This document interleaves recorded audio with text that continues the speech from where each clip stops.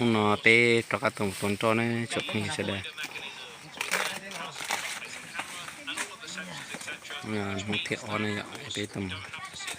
ra xin sợ chặt tụ tuần cho này lúc nào tê cú tua tàu trong càng gầu lịch thế tê tua liều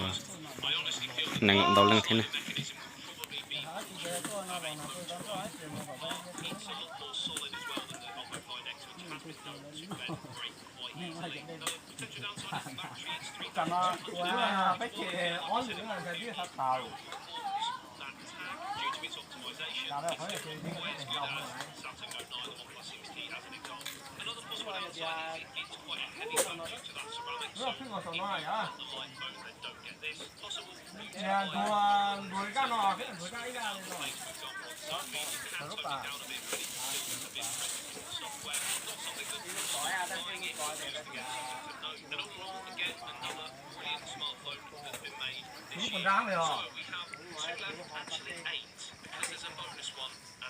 Next up we have, in my opinion, and this will vary, and DxOMark won't tell you this, I still think currently what Google have done with the software makes this one of probably the top 2 smartphone cameras on the market. There's no surprise that a lot of people are downloading the Google camera app onto